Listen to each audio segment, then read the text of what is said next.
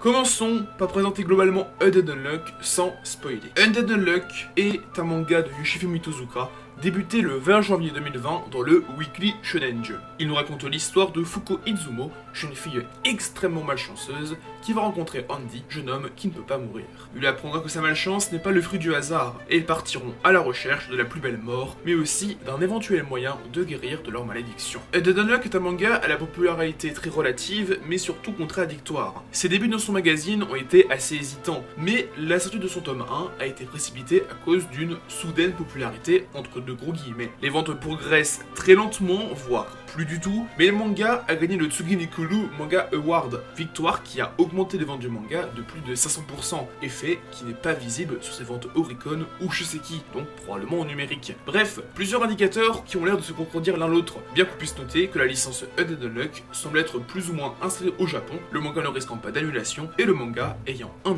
300 000 copies en circulation pour ses 8 premiers volumes. Comme la grande majorité des licences Jump et Shueisha, le manga est publié chez Viz Media aux US, où 2 tomes sont parus à l'heure où je vous parle, ainsi que dans plusieurs autres pays, Indonésie, Thaïlande, mais aussi Allemagne et bientôt Italie, je l'espère. Mais aussi la France, où il est publié depuis le 3 septembre 2021 chez les éditions Kana, qui adopte la même stratégie marketing et de distribution que pour Mission Yuzakura Family, avec des coffrets collector, mais aussi un grand suivi médiatique pour la licence. L'œuvre connaîtra des débuts honorables, mais pas non plus spécialement flamboyants. Ses classements dans le Jump seront corrects sans plus, et les ventes resteront donc à un niveau convenable. Comme aujourd'hui, où ça marche encore pas mal, le manga galérant à atteindre le cap des 100 000 ventes dans les charts Oricon et Shoseki. En dehors de sa victoire au Tsuginikuru Manga Award, Undead Unluck a donc un très gros succès critique, puisqu'il a aussi fini 7ème au Tsutaya Comic Award 2021 par exemple. Concernant l'œuvre lui-même, le manga est assez spécial. C'est un neketsu qui est certes très marginal, en ne correspondant pas vraiment au cliché du genre. On ne suit pas un héros totalement naïf et rempli d'espoir, non. Déjà, on suit une héroïne avec une jeune femme de 18 ans qui va commencer une quête le jour où elle pensait se suicider. On suit une adolescente qui ne croit plus en rien, qui va chercher un autre but dans sa vie. Et en soi, Fuko, au début du manga, n'a pas de rêve. C'est pas comme Luffy ou Naruto, deux des plus grandes figures des protagonistes neketsuesques. Le manga de Monsieur Tozuka amène un vent de fraîcheur sur ce point, en ne respectant pas les sacro-saints codes du shonen neketsu, ce qui rend l'apparition de chaque nouveau personnage très intéressante et rafraîchissante. Surtout que les rafraîchissements qu'amène Undead Unluck ne s'arrêtent pas là. Traitons à l'instant de son système de pouvoir. Le système de pouvoir de Undead Unluck, basé sur la manipulation et l'annulation de certaines règles, est selon moi l'un des meilleurs que j'ai vu dans le shonen. En quoi consiste-t-il, me direz-vous? C'est simple. Prenez n'importe quel phénomène naturel de notre monde. La gravité, la mort, la guérison, les sensations, la justice, l'usure, le langage, l'existence même. Tout représente une règle, présente depuis plus ou moins longtemps dans le monde de Undead Unluck, lui-même semblable au nôtre. Le manga se passe par exemple en 2020. Et il existe donc dans le monde de Undead Unluck des êtres capables d'annuler des règles précises. C'est les annulateurs. Fuko Izumo et Andy en sont des représentants et des membres. Fuko annule la chance d'autrui, elle est donc Unluck. Andy annule sa propre mort. Il est donc undead. Et ça amène plusieurs points assez intéressants. Dans la plupart des Neketsu, on retrouve une énergie qui est globalement commune aux protagonistes et antagonistes qu'ils façonnent après pour ancrer des techniques. Le haki, le chakra, le ki, bref, vous connaissez. Ce n'est pas le cas des personnages de Undead Unluck qui auront des facultés très précises dès le départ. En soi, on se rapproche un peu du système d'Alter de My Hero Academia ou des fruits du démon. Dans le premier cas, j'ai vraiment l'impression qu'Urekoshi n'exploite pas assez ce point pour le moment, qui fait un peu passer ça au second plan, qui est juste que tout le monde a des alters, tout le monde a des pouvoirs, point barre. Dans One Piece, on se rapproche un peu plus de ce qu'on a dans Undead Unluck, avec des pouvoirs rares, très souvent extravagants, amenant très souvent des contreparties et des effets assez négatifs par moment, et les pouvoirs de One Piece, des fruits du démon, sont basés sur une thématique que le personnage va faire évoluer. J'oserais même la comparaison entre Monkey D. Luffy et Andy d'un point de vue faculté, car ils ont tous les deux des aptitudes pas forcément utiles en affrontement. Être élastique et ne pas mourir, c'est pas ouf pour combattre. Certes, mourir, ne pas mourir, tu peux combattre et tout, mais si t'as pas de technique, tu vas te faire défoncer en boucle, et ça ne sert à rien. Et bah les deux ont réussi à créer un véritable arsenal à partir de facultés pas spécialement utiles et dingues en combat. On pourrait aussi parler du fait que les deux protagonistes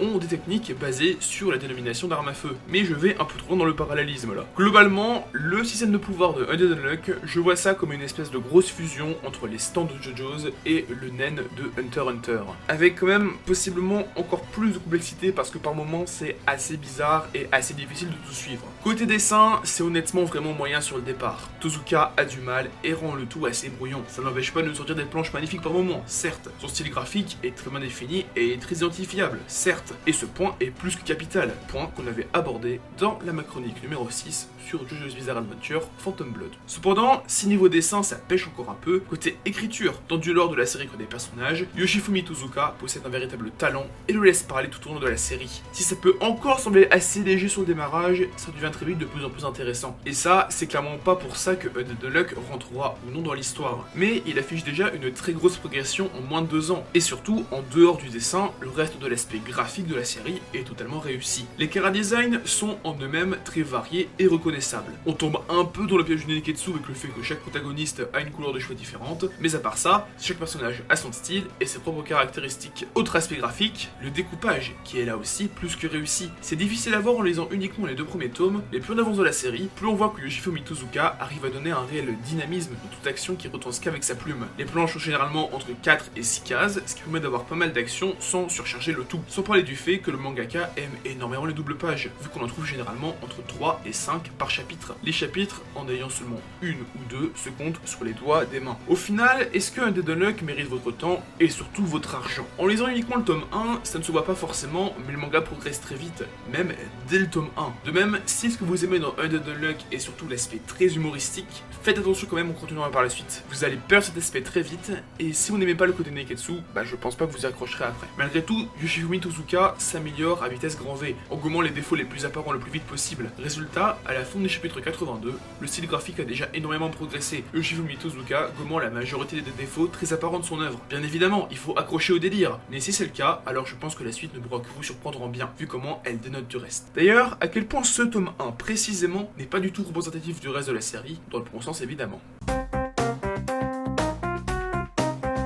Autant être direct, le début du manga est franchement pas très palpitant, et je pense même qu'il est capable de vous faire lâcher l'affaire. Pour reprendre mon exemple, c'est quasiment ce qui m'est arrivé, et aujourd'hui, Undead Unluck est mon manga préféré. On va donc ici traiter uniquement du tome 1, que du tome 1 sous ses moindres coutures, et donc je vais totalement spoiler ce tome, mais je ne vais pas toucher encore à la suite. Et on peut donc séparer ce tome 1 les 2 premiers arcs donc, l'arc d'introduction qui est conclu dans le tome 1 et son dernier quart qui débute l'arc Unchained. Undead Unluck a un premier arc qui est assez déroutant car il dénote complètement par rapport au reste de la série. Le tout est très léger et on retrouve un aspect ecchi par moments assez prononcé, les vues en contre-plongée sur la poitrine de Foucault notamment. Le manga est aussi très porté sur l'humour quand on regarde uniquement le premier tome. Il y a pas mal de gags centrés par exemple sur l'immortalité d'Andy avec par exemple son atterrissage militaire à la fin du tome 1. Et autant dire que c'est très loin du reste de la série, qui prendra dès l'arc suivant un ton bien plus sérieux et qui surtout prendra plaisir à développer son monde et ses personnages, ce qui n'arrive quasiment pas ici. Et par moments, quand je compare avec ce qui arrive après, j'ai limite l'impression de lire un autre manga. Alors oui, des différences de ton et une évolution des propos, ça a toujours existé. J'ai même envie de dire que c'est très courant dans les mangas, car ça permet d'intensifier la chose. Regardez par exemple Katekyo Hitman Reborn, qui partait d'un aspect très comédie pour ensuite se diriger vers un gros aspect neketsuesque. On pourrait même aussi parler de Dragon Ball, qui fait une évolution comme ça en ce sens, en partant d'un ton très léger et très humoristique pour finir sur des trucs genre l'arc Cell ou l'arc Boo par exemple. Sauf que celle de Undead Unluck est encore plus marquée. Là où dans Dragon Ball et Reborn, tu retrouves quand même pas mal de liens,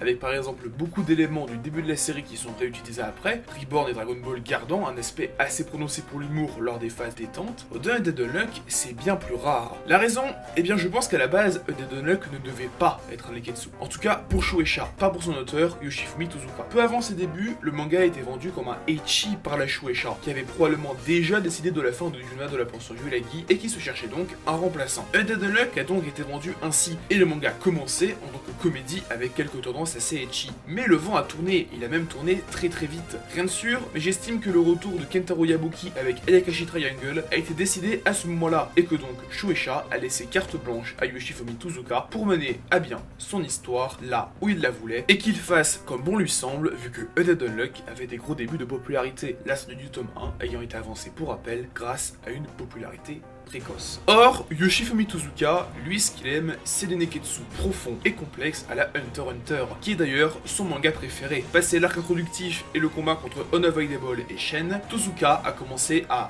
rediriger son manga, ce qui se fera sur la fin du tome 1 et la moitié du tome 2. Et Undead Unluck passera donc d'une comédie déjantée avec un côté ecchi à un neketsu avec un univers qui a énormément de potentiel et un ton qui est par moments vachement sombre. Le combat contre Jaina montre déjà le talent qu'a Tozuka pour l'écriture des personnages, mais aussi à quel point il est inventif dans les pouvoirs et dans tout ce qui touche à la qualité d'écriture d'un neketsu. On retrouve ainsi un pouvoir très original, celui de figer les choses environnantes et de les manipuler à sa guise, qui est démontré de manière assez jolie via des effusions de sang qui viendront mettre en valeur les mains invisibles de Jaina. Certaines mauvaises langues appelleront ça de la simple télékinésie, ce qui est quand même assez vrai en y repensant, mais l'esthétique, tout ce qui est lié au pouvoir Unchange est vachement joli, et ça rend tout de même très bien quand on connaît l'histoire autour de Jaina. À part ça, la mise en scène du combat reste assez basique, bien que le mangaka montre déjà son amour pour les doubles pages avec quelques coups d'éclat qui viendront éclaircir un bilan qui, d'un point de vue dessin pur, était jusque-là pas franchement positif. Mais surtout, on retrouve tout de même de grosses incohérences dans cet arc introductif, ce qui me conforte dans l'idée que Tozuka devait à la base partir sur autre chose. Et honnêtement, je dirais pas plus, pas peur de spoiler, mais sachez que c'est vraiment bienvoyant quand on relit le manga, et que l'écriture de Yoshifumi Tozuka, qui est présente ici, n'est pas du tout représentative du reste et de la qualité et du talent qu'il exprimera après. Le tome 1 de Undead Unluck dénote donc énormément du reste de la série. Alors qu'il est très axé humour sur la fondation avec un zeste de ecchi, ce que je décrirais comme une fusion entre Katekyo Hitman Reborn et un peu Yuna de la pension Yulagi, la suite est bien plus orientée shonen neketsu. Suite qui se permet certes quelques moments très légers de manière assez occasionnelle, mais on reste quand même dans un style et une ambiance globale qu'on pourrait rapprocher de celle de Yoshihiro Togashi, mangaka préféré de Tozuka, et dont il semble se positionner en espèce d'héritier, que ce soit volontaire ou non d'ailleurs. Ça se voit surtout par rapport aux termes que Yoshifumi Tozuka utilise et exploite dans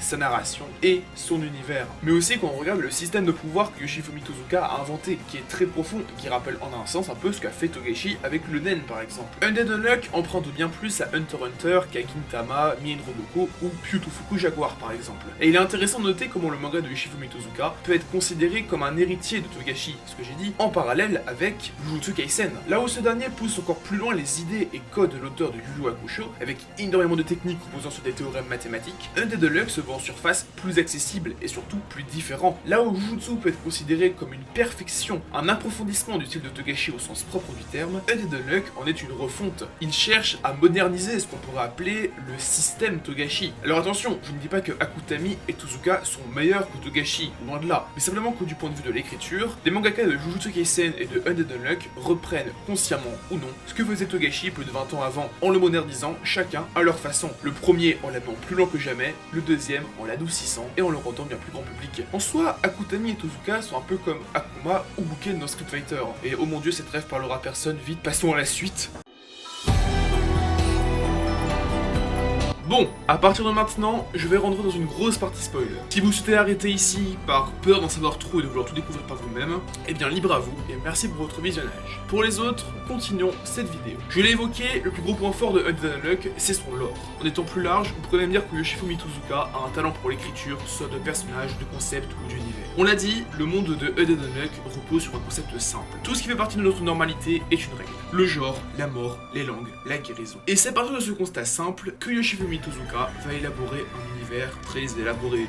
Il construit une hiérarchie autour de ces règles. Leur créateur est donc Dieu, son représentant sur Terre étant Apocalypse. Les règles sont incarnées par des créatures, les Umas, qui peuvent les utiliser pour combattre. L'Uma Spoil peut par exemple tirer un rayon qui pourrit tout ce qu'il touche. A l'inverse, on trouve les annulateurs, des humains qui sont capables d'annuler les règles, soit sur eux-mêmes, comme Andy qui annule sa mort, ou Tatiana qui annule sa touchabilité, qui est intouchable à cause de sa barrière, soit sur les autres, comme Fuko qui annule la chance des autres, ou Chikara qui annule leur mouvement. Ceux qui activent leurs règles sur eux-mêmes sont des annulateurs auto. Ceux qui les annulent sur autrui sont des annulateurs alter. On trouve aussi des artefacts qui sont des fragments de la présence de Dieu dans ce monde et qui possèdent certaines capacités. Le plus ancien est Apocalypse, c'est donc lui qui a le plus grand lien avec Dieu, qui semble même capable de communiquer avec lui. Et ce n'est pas fini car Tozuka ira encore plus loin. Certains Umas sont plus importants que d'autres car leurs règles sont plus ancestrales. De même, Apocalypse sert de lien entre les annulateurs et Dieu puisqu'il leur transmet des quêtes constituées de l'arrestation de certains annulateurs non régularisés ou de contrôle d'humains, quêtes qui donnent des récompenses ou qui entraînent des pénalités si elles ne sont pas réalisées à temps, pénalités qui sont des Umas ajoutés et qui encore une fois complexifient le monde. Bref, c'est compliqué. Et ça, c'est juste un gros résumé et la surface de tout, car ça m'étonnerait que Tozuka ne se limite qu'à ça d'ici la fin de son manga. Et le premier arc qui va réellement exploiter ce lore, c'est l'arc Spoil. L'arc Spoil est le premier vrai arc de Undead Unluck, puisque l'arc Unchange servait limite plus de conclusion à la saga introductive. Il met en scène Andy, Fuko et leur nouvel allié Shen qui effectueront la quête de l'Uma Spoil, qui contamine et transforme en zombies tous les habitants d'une petite ville des États-Unis. Cet arc incarne à la perfection la fin de la lente transition qu'a subi Undead Unluck au cours de l'arc précédent, et qu'à partir de maintenant, le manga va commencer à exprimer son plein potentiel et à réellement progresser. On retrouve déjà un gros contraste et un bilan de l'évolution des personnages. Là au début de la série, Andy est un personnage totalement désabusé et qui paraît par moments je m'en foutiste au plus haut point, on en découvre un peu plus au cours de cet arc. Andy est vieux, c'est un personnage ancien qui a vécu plusieurs centaines d'années, ce qui est logiquement pas perceptible du point de vue de nos vies humaines qui durent en moyenne 80 à 95 ans. Andy a donc environ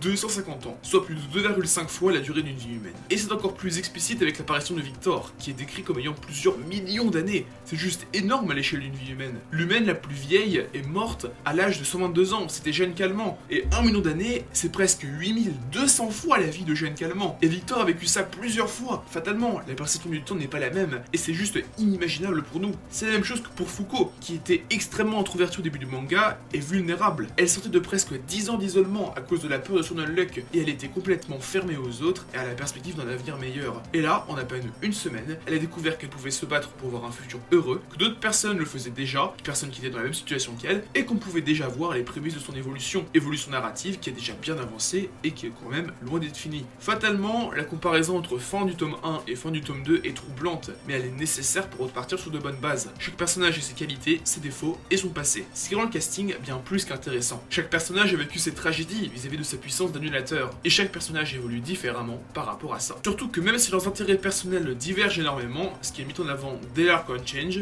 au final, ils restent tous liés par la quête cherchant à battre Dieu, bien que ce soit plus un défaut. J'aurais vraiment aimé voir des membres de l'Union qui ne soient pas juste gentils, en gros des personnes qui font « Ok, on va tuer Dieu, mais peu importe ce qu'il en coûte ». Bien évidemment, des exceptions existent et on va le voir juste après, mais voilà, c'est un personnage, deux personnages. L'immense majorité des protagonistes restent donc des protagonistes, ils restent donc très gentils, voire même trop, selon moi, par moment. C'est dommage, bien que ça n'enlève rien à la qualité d'écriture de Tozuka, ce qui, vous vous en doutez, est loin d'être la seule qualité de Undead Unluck. Car le manga joue aussi beaucoup avec sa marginalité. Commençons cette partie en analysant le 5e arc de la série, l'arc Unbelievable, qui s'étend sur les chapitres 31 à 36. Cet arc est très particulier puisqu'il reprend un grand classique du shonen neketsu, le schéma d'un arc où un allié fidèle se révèle être en fait un antagoniste. Mais Undead Unluck diffère des cas d'école de ce type d'arc. Prenons le trio Naruto, Bleach, One Piece pour comparer. Dans One Piece, le cas le plus reconnu est celui de la trahison de Nami lors de l'arc Baratie, soit dans le tome 6. Ça arrive certes assez tôt dans le manga, mais c'est l'un des personnages principaux qui trahit le le groupe. On est donc assez attaché à ce personnage qu'on connaît depuis le tome 1 tout de même. Dans Naruto, il faut parler du moment où Sasuke passe à l'ennemi. Ça arrive assez tard, dans le tome 20, et à l'un des 4 personnages qu'on a le plus côtoyé. Et encore une fois, on joue sur l'avant-après, avec notamment un dernier combat contre Naruto qui marque vraiment une grosse rupture. Dans Bleach, c'est différent. La révélation arrive assez tard, dans le tome 20, mais ça concerne un personnage qui était jusque-là au second plan, Aizen. Personnage qui, juste là, se faisait passer pour mort. On a donc une double révélation. Cependant, on connaît déjà 2 personnages du même grade de Kaizen, Kenpachi et Byakuya. On peut donc comprendre à quel point il est important et à quel point sa trahison de la Soul Society est importante pour le récit. Undead Unluck ne suit pas ce schéma. La trahison arrive très tôt, plus tôt que dans One Piece, dans le tome 4, et ça concerne un personnage qui n'a pas du tout été mis en avant à ce stade de l'histoire, Billy. Donc, est-ce que cette trahison de l'Union est ratée? Je trouve pas. Par contre, c'est vrai que si on s'attend à une trahison aussi impactante que celle qu'on a vue dans One Piece, Bleach et Naruto, forcément, on va être déçu. Mais en relisant l'œuvre, j'ai remarqué que Tozuka n'a à aucun moment cherché à nous présenter Billy comme un membre de l'Union. Sa relation avec Tatiana est même plus mise en avant qu'autre chose, avant même le fait qu'il soit un membre de l'Union. Mais un membre important, c'est le numéro 3 tout de même. J'ai limite l'impression qu'il est introduit par sa trahison de l'Union, ou que c'est à partir de là que Billy va commencer à raconter quelque chose. L'arc Unbelievable continue d'étoffer le monde de Undead Unluck, reprenant et approfondissant l'Under, concept de lâcher à la fin de l'arc précédent, l'arc Unrepair, sans réel sens ni intérêt pour eux. On comprend ici qu'il s'agit d'une organisation opposée à l'Union, qui cherche certes à tuer Dieu, mais pour ses propres intérêts, et qui pour le coup fera tout ce qu'il en coûte, quitte à balancer des bombes H sur des civils. Je comprends l'idée de penser que la trahison de Billy est mal amenée, car rien ne laisse suggérer ça avant, et c'est très abrupt. Mais je continue de penser qu'elle est très réussie, car c'est ce que voulait faire Tozuka. Billy a dès le départ été pensé pour l'antagoniste, et contrairement au personnage des 3 mangas piliers du Neketsu, il n'a à aucun moment été introduit comme un protagoniste. Même lorsqu'il était à l'Union, il était très passif, semblait un peu bateau, ne faisait pas grand chose et semblait même assez mou en soi. Il ne racontait rien tant qu'il restait du côté de l'Union. En revanche, est-ce que Yoshifumi Tozuka prévoyait de faire de Billy un antagoniste, ou en tout cas de le révéler aussitôt dans le manga? Quand même, à peine chapitre 31-32 dans le tome 4. Ça, je n'en sais rien, et on ne le saura jamais. Seul lui le saura et emportera ce secret dans sa tombe. Mais dans tous les faits, c'est très efficace comme idée. L'arc Unbelievable est aussi centré sur Tatiana, personnage qui était déjà au cœur de l'arc Unrepair. Cependant, là où elle était surtout introduite dans Unrepair, ici elle est vraiment développée, surtout dans sa relation vis-à-vis de Billy. On se concentre plus sur leur relation qui va pas mal évoluer au cours de cet arc, logique vu que Billy passe à l'ennemi. Tatiana va donc douter, prendre sur elle et devoir faire un choix. Qu'est-ce qu'on de plus pour elle, Billy ou l'Union? Elle restera donc auprès de l'Union, blablabla. Et là, on touche aussi à un autre point qui est très utilisé dans les arcs de Undead Unluck, la notion de choix, la notion de pouvoir refuser, de se dire ce n'est pas la peine, j'abandonne. On voit ça à chaque arc. L'arc Spoil où Fuko hésite un moment à se mettre face à l'ennemi ou elle y va finalement. L'arc Unrepair avec l'hésitation de Chikara sur ce qu'il doit faire, s'il doit s'enfuir, rejoindre Union ou Under. L'arc Unbelievable, on l'a vu. L'arc Autumn avec d'un côté l'hésitation de Fuko et Andy sur croire ou non Ano-un et de l'autre côté Ano-un qui se dit est-ce qu'il va vraiment faire son plan jusqu'au bout. L'arc Summer avec l'opposition entre Shen et Feng et le fait, l'idée de pardon si oui ou non il peut être pardonné de l'autre. Et l'arc Spring où le gros choix intervient dès le départ, mais je t'en dirai pas plus non plus. En tout cas, l'arc Unbelievable est une énorme synthèse de la situation de Undead Unluck vis-à-vis de l'héritage de son genre, à savoir le shonen neketsu. On va me taper sur les doigts si je dis ça, mais bon. Undead Unluck est un pur produit de ce qu'est devenu le genre du shonen neketsu sur la décennie 2010. Un genre qui cherche à renouveler ses codes, à les moderniser, et je serais presque dire que Undead Unluck est l'un des mangas qui arrive le mieux. Peut-être est-ce dû à sa récente naissance, début 2020, ce qui fait que nombre de neketsu ont eu le temps de tenter des trucs avant l'arrivée de Tozuka, bien qu'en réalité, son premier one-shot date de 2013. Peut-être aussi dû à son héritage de Yoshihiro Togashi, qui a toujours été un mangaka très marginal et qui ne jouait pas vraiment avec les codes. Undead Unluck emprunte aussi beaucoup à ce que j'aime bien appeler le code d'honneur du neketsu. On trouve un 5 casting haut en couleur, Tozuka leur donnant d'ailleurs une couleur de cheveux par personnage. On trouve aussi dans le piège de donner un flashback à chaque personnage, ce que je trouve dommage vu que les constructions sont globalement les mêmes. J'aime beaucoup quand un mangaka fait l'inverse de ce qu'on attend de ce qu'il fasse de son genre, parce qu'ils disent ok, je suis censé faire ça, bah je vais faire l'exact inverse. Car si Undead Unluck est marginal et novateur sur certains points, il est très classique et redondant sur d'autres, ce qui fait de ça ses plus grandes faiblesses. Car Undead Unluck n'est pas parfait, loin de là. On a évoqué plus tôt l'aspect graphique assez particulier de Tozuka, ce qui n'aide pas forcément, mais aussi le fait que soit vous accrochez totalement, soit pas du tout. Mais c'est loin d'être les seules faiblesses de l'œuvre. Le mangaka est assez répétitif, tant dans ses flashbacks que dans la structuration de ses arcs. On retrouve vraiment peu de folie dans son schéma narratif, et pour le moment, Tozuka n'arrive pas à le camoufler. Le manga compte actuellement 7 arcs complets. L'arc d'introduction, l'arc Unchange, l'arc Spoil, l'arc Unrepair, l'arc Unbelievable, l'arc Autumn, l'arc Summer et l'arc Spring. Et sur les 7 arcs terminés, la plupart plupart commencent par l'arrivée de notre protagoniste à un endroit, qui vont faire face soit à un Numa, soit à un négateur qui leur veut du mal, ils feront un peu connaissance avec un allié et parviendront à vaincre cette menace. Certes, dit comme ça, la critique peut ressembler aux critiques faites sur d'autres neketsu au manga, comme One Piece, où certains généralisent énormément le schéma narratif par Luffy vient sur Nil, Luffy part du Nil par exemple. Mais ici, on commence réellement à ressentir une légère lassitude à chaque introduction, au fait que ce soit vraiment expédié à chaque arc, et que chaque arc commencera un peu par ce sentiment d'attente du vrai début de l'arc, que Tozuka recommence à nous surprendre encore une fois. Et si ça sera atténué par certains, notamment lors des arcs Unbelievable, Summer et Spring, qui sont immédiats stress et qui n'ont pas donc ce lent début, eh bien ça reste tout de même présent, même si au vu de l'état narratif actuel de la licence, il semblerait qu'on dise adieu à cette introduction de schéma narratif pour un moment. Un autre défaut majeur du manga, c'est son rythme. Yoshifumi Tozuka est beaucoup trop rapide. Actuellement, l'arc le plus long du manga dure 16 chapitres, soit 4 mois de publication et moins de 2 tomes. C'est vraiment beaucoup trop peu et ça me désole de voir ça. Chaque arc va à toute vitesse et le pire, c'est qu'il fait ça en se mettant plein de pistes qu'il n'utilisera pas après. Deuxième instant spoiler, certes assez anecdotique, mais si vous souhaitez vraiment rien savoir en dehors du tome 1, le timer indiqué. Par exemple, dans l'arc Unrepair, on découvre tout ce qui touche au trafic de négateurs, Tuma et d'artefacts. Dans un passage qui m'a pas mal fait penser à l'arc Archipel de Sabondi de One Piece. Sauf que là, ça ne sera jamais exploité une fois les antagonistes introduits. Et à ce stade, Tozuka n'a plus jamais réutilisé ça. Pourtant, ça aurait vraiment été très intéressant de découvrir bien plus sur ce trafic, comment ça se passe, comment les sujets le vivent justement. L'idée sera juste réévoquée à la vie dans un flashback d'un membre de l'Union. Autre passage que je trouve assez peu exploité mais qui cette fois me dérange un peu moins, le passé d'Andy dans l'arc Autumn. Alors oui, la grande thématique de cet arc, c'est clairement le personnage de Hano-un, qui reste un chef-d'œuvre de mon point de vue et l'un des meilleurs personnages que le Jump ait vu passer. Mais l'arc Autumn nous présente le passé d'Andy aussi, pour lui amener un power-up. Après, je me doute que le passé va être réexploité ensuite, avec par exemple celui de Victor, qu'on n'a pas encore vu, mais ça reste que ça laisse un sacré coup d'inachevé d'avoir que 3-4 chapitres de flashback pour celui qui est quand même l'un des deux protagonistes principaux. Je pourrais aussi parler du combat contre Summer ou de multiples choses, mais voilà, Tozuka va vite. Oui, c'est dommage, car exploiter certains domaines aurait pu rendre le tout encore meilleur. Mais reste que là, Undead Unluck n'est pas une œuvre parfaite. Et certes, personne ne peut l'être, mais les défauts de Undead Unluck ressortent tout de même beaucoup. Est-ce que Undead Unluck est un beau manga? Pour moi, ça ne fait aucun doute. En moins de 100 chapitres, c'est l'œuvre qui m'a fait ressortir le plus de choses, pour des raisons qu'on verra. Est-ce que Undead Unluck mérite votre argent? Comme pour chaque manga, ce sera au cas par cas. En tout cas, je pense que Undead Unluck est un neketsu qui est similaire à Jujutsu Kaisen sur la construction dans son Inkipit. L'œuvre commence très lentement et surtout, et honnêtement assez mauvaise sur ses premiers chapitres. Donc heureusement, tout ça progresse très vite. Mais plus que le début du manga, ce qui est le plus important selon moi, c'est son potentiel, qui est juste dingue à l'heure actuelle. L'univers est si vaste qu'on peut imaginer absolument tout et n'importe quoi, et ça passerait crème. Après, bien évidemment, la qualité finale de l'œuvre en sa totalité reposera en grande partie sur le fait si oui ou non Tozuka utilisera les pistes qu'il crée. Et on manque clairement de recul pour le savoir à l'heure actuelle, le manga étant trop peu avancé dans son intrigue pour qu'on voit si Tozuka cherche à fermer toutes les portes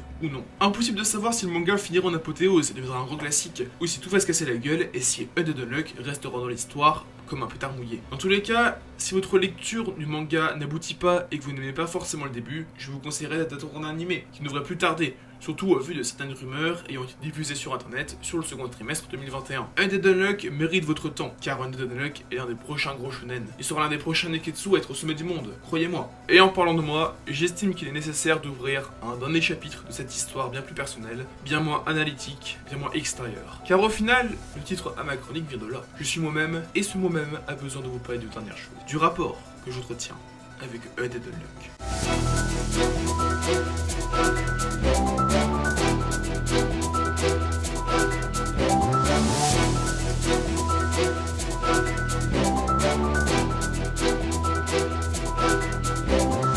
Oui, je suis totalement conscient de la réputation qui me colle à la peau sur Twitter ou autre part par rapport à ma propagande, entre gros guillemets, autour de Undead Unluck. Cette dernière partie est là afin de clore un maximum cette histoire. Pourquoi Undead Unluck a tant résonné en moi? Pourquoi cette série est aujourd'hui mon manga préféré? Je vous explique tout en tournant une page, comme avec l'épisode sur Actage. Remontons quelques temps en arrière, fin 2019. Je venais d'ouvrir mon blog. Il était ouvert depuis maintenant plus d'un mois et je n'avais pas spécialement envie de continuer. J'annonce alors que je prends des vacances pendant environ 2 semaines en prévoyant à la base de ne pas revenir. J'en suis sûr, la production sur internet ce n'est pas pour moi et cet essai ne me fait que me confirmer. Je prends alors un break que j'estime définitif à ce stade. Début janvier, je retrouve l'envie d'écrire et malgré tout, j'avais une très légère envie de continuer. Sans être très convaincu, je recommence en me disant que l'envie passera encore une fois comme chaque projet que j'ai lancé. On est le dimanche 19 janvier. Comme chaque dimanche, je noie ma flemme de retourner en cours le lendemain en lisant les sorties manga plus du Shonen Jump. Cette semaine, un nouveau manga est en couverture, un certain Undead Unluck, enfin plutôt Undead Unluck en lisant mieux. Je lis sans trop de conviction le premier chapitre, et là, j'ai un sentiment particulier. Le manga est un ecchi, assez mauvais pour le coup. Mais au fond, derrière les gestes salaces du protagoniste et le caractère insupportable de l'héroïne, je vois et je ressens quelque chose. Peut-être que Undead Unluck peut devenir un peu plus que ça. 26 janvier, après un article où je traitais de la relation entre fan et licence, je découvre le chapitre 2. Et je ne m'étais pas trompé. Le manga a bel et bien du potentiel. Ça reste ultra ecchi et franchement pas dingue, mais ça peut donner quelque chose. Les semaines défilent, encore et encore, et mon attente, mon excitation, mon amour envers cette série croît encore et encore. Fin janvier 2020, alors que le monde se remet lentement de la première vague de Covid-19, je prends la décision de stopper mon blog pour me concentrer sur un rêve, une idée qui me trotte dans la tête depuis maintenant plusieurs années et la fin de mes années collège. Créer quelque chose, aller plus loin que simplement écrire, produire et diffuser. Bref, une chaîne YouTube. En parallèle, Undead Unluck débute l'arc Unrepair, qui continue la lente montée en puissance de la série. Et surtout, Fuko Izumo devient de plus en plus protagoniste de sa propre vie. Elle apprend qu'elle peut être protagoniste, qu'elle peut avoir un rôle majeur dans son existence, et que la vie est autre chose qu'une anomalie génétique qui s'étend sur une grosse soixantaine d'années. Je n'ai jamais été quelqu'un qui profitait vraiment de la vie. J'ai subi la majorité des événements qui me sont arrivés, et j'ai jamais provoqué quelque chose ayant amené à ma joie ou mon bonheur. Dans mes rêves, je cherchais constamment quelque chose à aimer, car j'avais l'impression de combler un vide. Ça peut paraître très bateau, mais je n'ai jamais vraiment ressenti l'idée d'être pleinement satisfait de ce que je faisais. Tout au long de l'été 2020, j'ai appris encore et encore, pour pas que ma première vidéo soit trop ridicule. Je progressais, tout comme le manga de Monsieur Tozuka, qui se libérait des contraintes imposées par Shueisha, qui ne voulait qu'un simple ecchi. Voir ce manga se libérer, s'améliorer et devenir meilleur après semaine, ça m'a inspiré, ça m'a donné envie de faire de même. Au final, ma première vidéo est sortie, c'était nul, c'était tout pourri, à tel point qu'aujourd'hui elle était en privé comme les 4 autres. Mais ça m'a donné envie d'aller plus loin et de progresser. Et aujourd'hui, Undead Unluck a continué d'évoluer, de s'améliorer, au point où chaque chapitre est source de joie, et que j'attends plus que jamais la fin de l'après-midi chaque dimanche, car je sais que pendant une grosse dizaine de minutes, l'Union va continuer d'avancer dans sa quête envers et contre tout. Et en plus maintenant, je peux lire Undead Unluck en français, légalement. Et j'ai moi-même continué de m'améliorer, en tout cas j'ai essayé. Mais ça, je pense que vous l'avez vu, tout au long de cette année. Là voilà, la raison de mon lien avec Undead Unluck, que j'estime très fort, au point que l'œuvre de Yoshifumi Tozuka est mon manga préféré. Non pas que le manga est parfait, non, aucune œuvre n'est parfaite, peu importe ce que des troubadours essaieront de vous faire croire. Et pour une fois, j'ai appris simplement à ne pas m'intéresser aux défauts, de profiter, de prendre mon pied à chaque fois toujours plus et de plus en plus loin. Peut-être que ça se cassera un jour, et dans ce cas, je ne pourrai plus jamais entendre parler de Undead Unluck. Peut-être que ça va continuer jusqu'à la fin, et dans ce cas, Undead Unluck restera le manga qui m'a le plus marqué. Honnêtement, je m'en fiche, et plutôt que de sans cesse regarder en avant, j'ai pour une fois envie de chérir le moment présent et en oubliant un instant l'avenir. Car plus que des œuvres dont je me souviens le sourire aux lèvres, Undead Unluck m'a impacté, et ce n'est pas dû à une pseudo-exceptionnelle écriture ou à quelconque qualité qu'aurait Monsieur Tozuka pour dissimuler les éléments futurs ou un magnifique dessin. Non, Undead Unluck n'a rien de tout ça. C'est un shonen neketsu, certes un peu barré, mais il en existe plusieurs centaines dans le marché, et le manga a juste un système de pouvoir un peu original et un univers qui sort un peu du lot. Mais rien d'autre. Mais c'était l'œuvre idéale, car avec du recul, Undead Unluck est l'œuvre dont j'avais besoin fin janvier 2020. Et c'est l'œuvre dont j'estime avoir encore besoin. Elle m'est arrivée au bon moment, au parfait moment pour raisonner et me donner envie de me dépasser. L'amour que je ressens pour cette œuvre est dû à un hasard des plus absurdes. Mais plutôt que de chercher à comprendre et expliquer ces hasards, pourquoi ne pas simplement les célébrer et les apprécier à leur juste valeur? La vie elle-même est une succession de hasards, même avant notre naissance. Notre identité, notre ADN, notre éducation, tout ce qui fait de nous-mêmes est défini par une succession d'hasards sublimes, ce qui crée la beauté de la vie. Undead Unluck a créé un hasard, en me donnant l'envie d'aller plus loin, en créant chez moi la passion de quelque chose. Rien que pour ça, j'aimerais dire merci à Monsieur Tozuka, qui nous fait vibrer depuis maintenant près de 2 ans. J'aimerais remercier les éditions Kana qui ont pris le soin d'éditer l'œuvre en France. Et même, j'aimerais remercier chaque personne ayant parlé ou lu Undead Unluck, même si je suis très mal placé pour le faire. Je suis juste un gars random qui parle du manga en étant dans sa chambre, rien de plus. Rien de moins. Et pour la première fois, j'ai apprécié être cette personne et ce personne. Et pour la première fois en plus d'un an, en maintenant presque un an, plus d'un an de YouTube, je n'ai pas cherché à me débarrasser du prisme de ma personne pour analyser quelque chose, que ce soit des ventes ou un manga ou quoi que ce soit. Car cette fois, je n'avais pas envie. Ma perception de Undead Unluck est trop liée à la personne que je suis et c'est quelque chose que je porterai dans ma tombe, le sourire aux lèvres, en me souvenant de cette aventure qui a débuté fin janvier 2020. Ne cherchons pas à bêtement abandonner les personnes que nous sommes pour nous confronter à un jugement global. Quelque chose qui m'a toujours agacé, c'est à quel point l'objectivité est posée en tant que sacro-saint but à atteindre. Mais ce n'est pas le bon chemin. Depuis janvier 2020, j'ai réalisé que j'ai beaucoup changé, que j'ai évolué et j'espère que ça continuera. Ça sera probablement arrivé sans Undead Unluck, mais par la force des choses, ce changement sera jamais lié à ce manga, Undead Unluck, qui est si insignifiant dans l'histoire du monde, mais si important dans la mienne. Alors voilà pourquoi j'aime ce manga, merci à tous et vive Undead Unluck.